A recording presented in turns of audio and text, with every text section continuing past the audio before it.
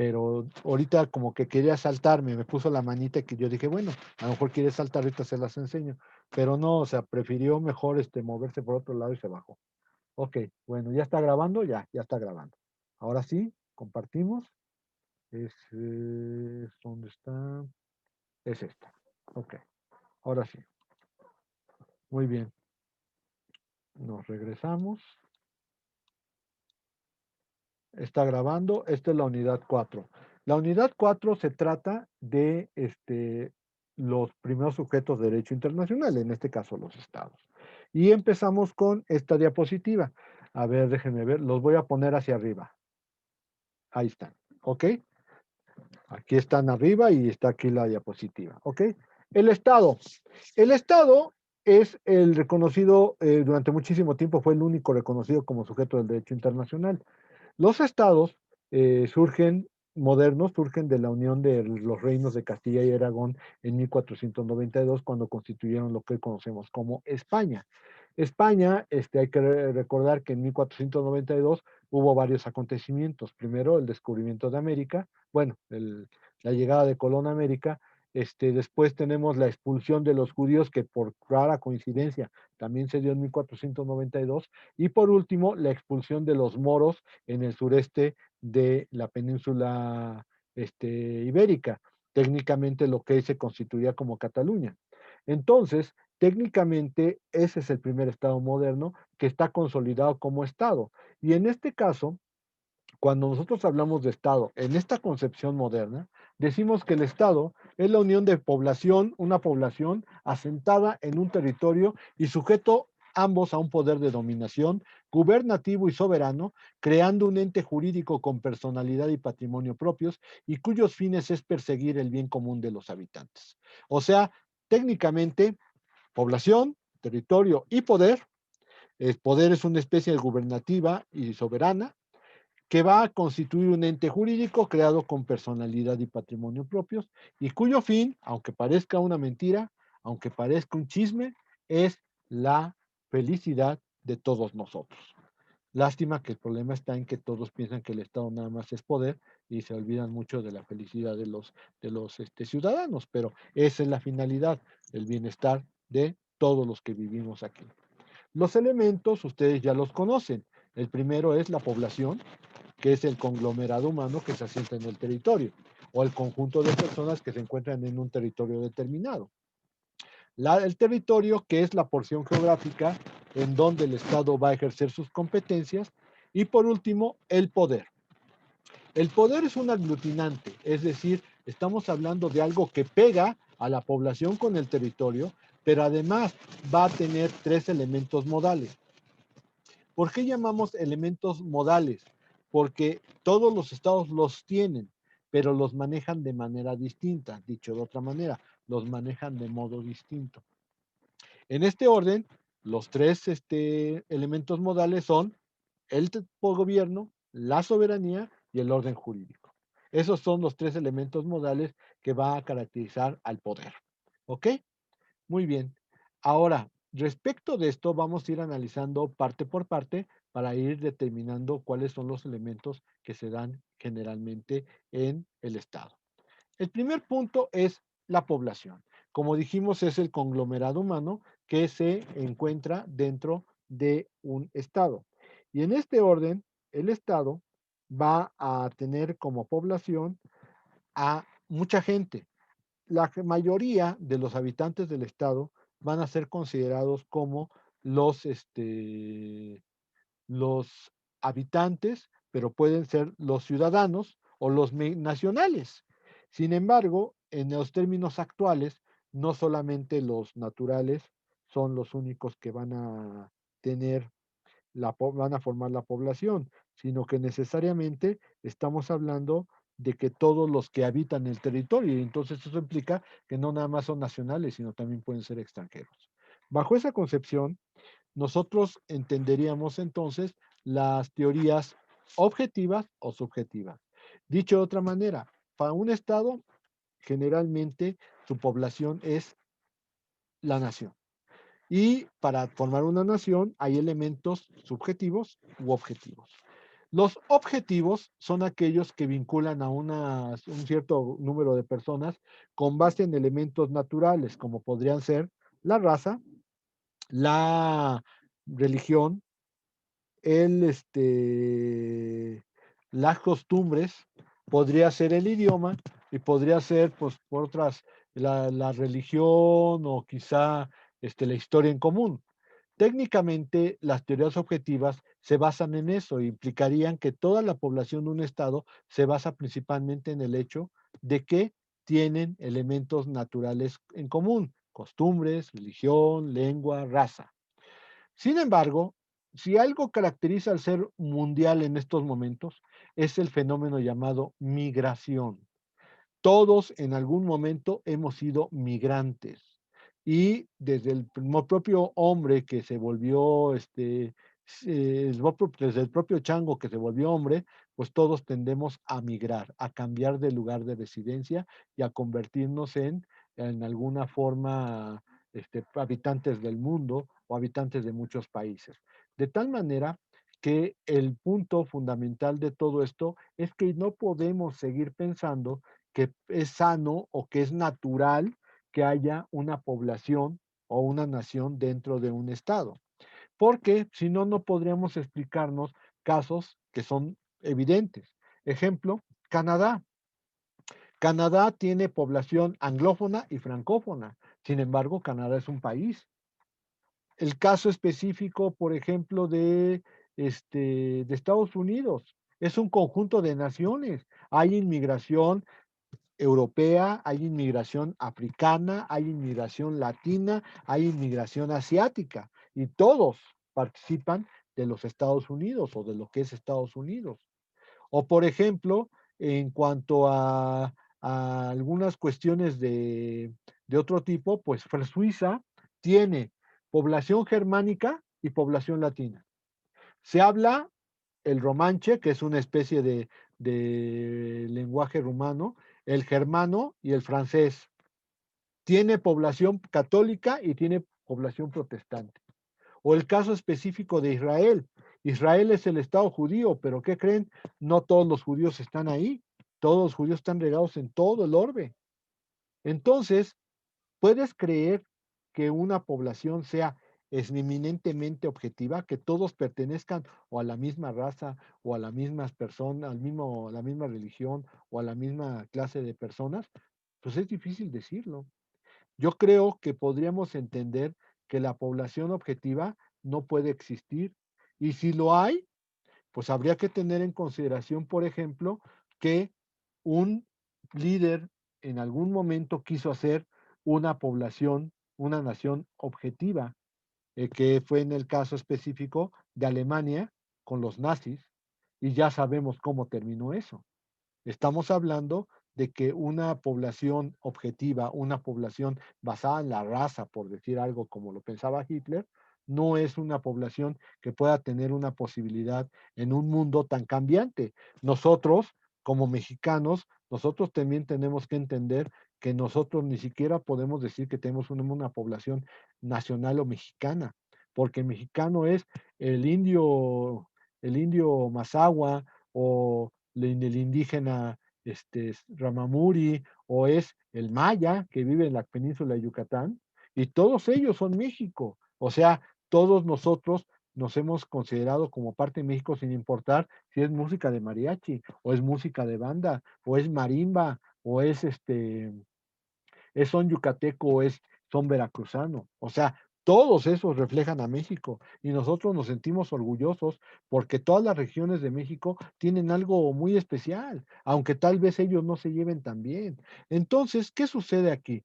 Pues simplemente el mundo es un lugar de migración. Y desgraciadamente hoy pensar que un país puede existir solamente gracias a su migración de una determinada raza es imposible. Lo que pretende hacer Trump en Estados Unidos con la supremacía blanca, pues es una situación verdaderamente aberrante. Ahora bien, las teorías subjetivas son las que maneja Ancelotti, y Ancelotti lo que dice es, lo que importa para poder pertenecer a una nación es esto. ¿Por qué esto? Porque es tu consideración sobre si de veras eres nacional o no eres nacional. Es decir, la conciencia nacional es lo que te hace perteneciente a una nación, aun cuando tengas ojo azul, o aun cuando tengas los ojos rasgados, o aun cuando seas de pequeña estatura. Si tú te sientes mexicano, no importan esos aspectos, eres mexicano. Y al final de cuentas, ese es una de las cuestiones que me llaman más la atención porque cuántos españoles conocemos que llegaron en los años 30 y que se sienten más mexicanos que el propio presidente de la República. Cuando se visten de charro, se sienten orgullosos del vestir de charro. ¿Y cuántas personas viven en Estados Unidos y son mexicanas y la verdad ni se sienten ni de aquí ni de allá? Y sin embargo, cuando llega el momento de decidir, se deciden por los Estados Unidos. ¿Por qué? Porque el sistema de vida americano es lo que los ha seducido. Entonces, realmente, Silotti dice, lo que es importante es esto, lo que tienes en la cabeza. Si tú te sientes de un solo lugar y tienes conciencia nacional, perteneces a esa nación. Ahora, dentro de este aspecto está la autodeterminación de los pueblos. El principio de autodeterminación de los pueblos hay que distinguirlo de varios principios porque siempre dicen que es eso y no es cierto. La autodeterminación de los pueblos hay personas que dicen es cuando impides que otro país se meta en tus decisiones. Falso. Eso es la no intervención. Hay otros que dicen, la no intervención significa que nosotros nos damos el gobierno que queramos. No es cierto. Eso puede ser democracia o puede ser decisión política, pero no es autodeterminación. O el último caso, cuando un país se está deshaciendo, dice, hay que darle autodeterminación a esta zona porque a final de cuentas ellos son los que se quieren separar. Eso no es autodeterminación, eso es derecho de secesión. Y entonces, ¿qué es la autodeterminación?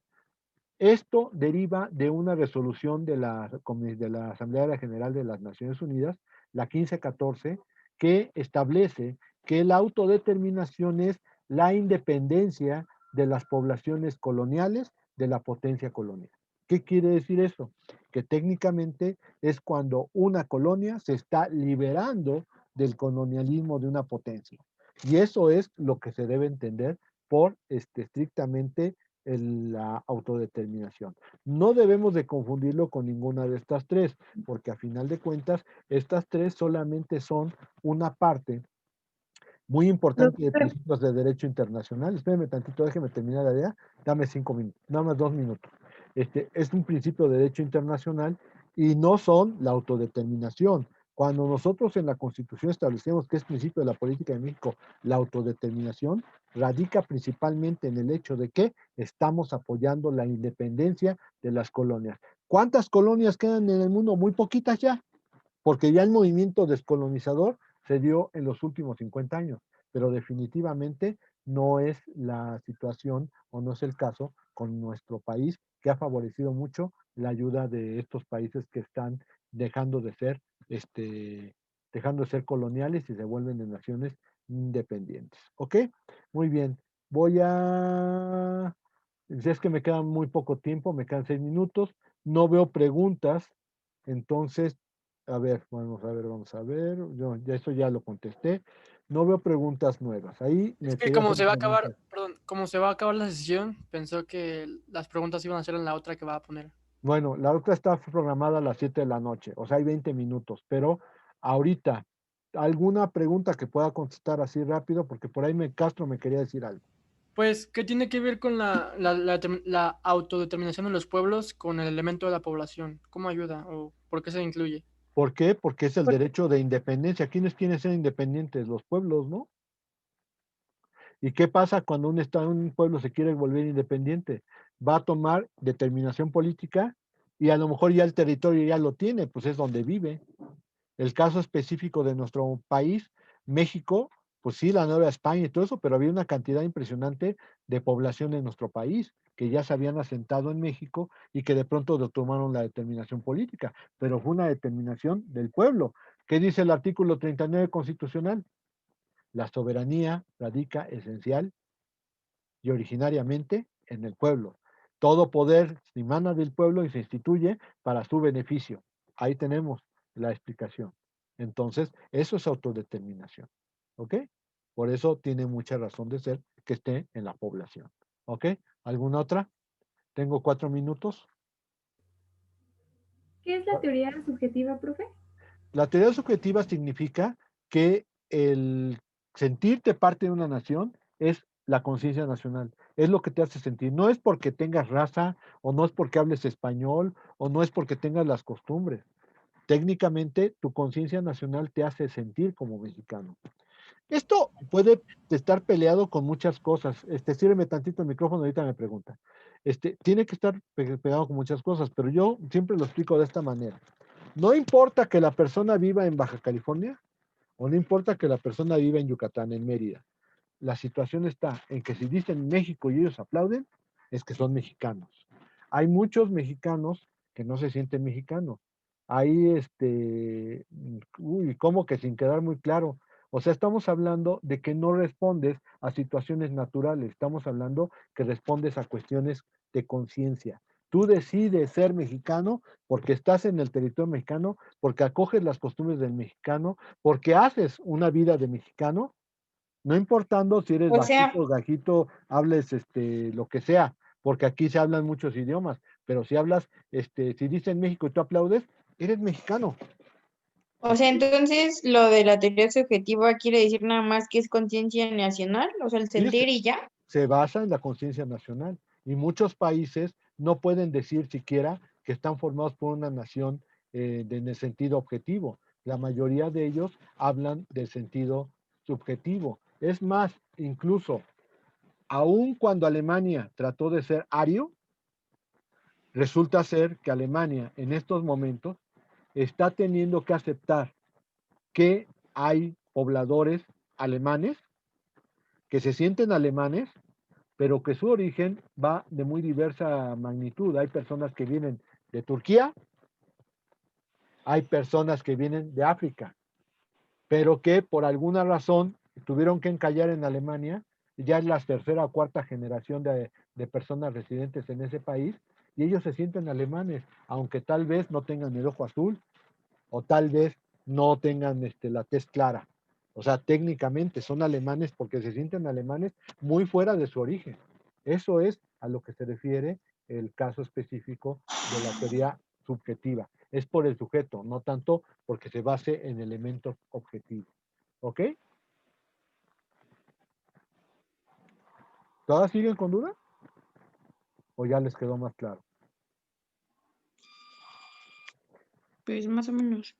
No, es que más o menos no, o sea, tienen que quedar convencidos. O sea, llegar a naciones objetivas como las que trató de hacer Hitler dio lugar a que se empezaran a atacar a otras etnias, a otras poblaciones, bajo el dicho de que tú no eres alemán porque no eres de ojos azules y no eres alto.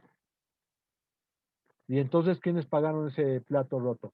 Los judíos, los gitanos. O sea, es que a lo mejor y eso sí lo entendemos o sí queda eso bien, pero como tal me refiero a, como por así decirlo, como un concepto o algo así que La fuera teoría más subjetiva, específico que la usted teoría lo fuera subjetiva, a preguntar. la teoría Ajá. subjetiva es simplemente la gente es la que va a sentirse que forma parte de la nación, no por el hecho de la piel, no por el hecho de los elementos naturales, sino porque ellos que consideran parte de esa nación. Así de sencillo. Profesor, le queda un minuto, entonces, ¿dónde nos vamos a conectar o cómo? Ahorita a las 7 otra vez volvemos a abrir Zoom. Tienen 20 minutos para ir a hacer pipí, popó, pupú, lámina, canalá, lo que quieran. ¿Ok?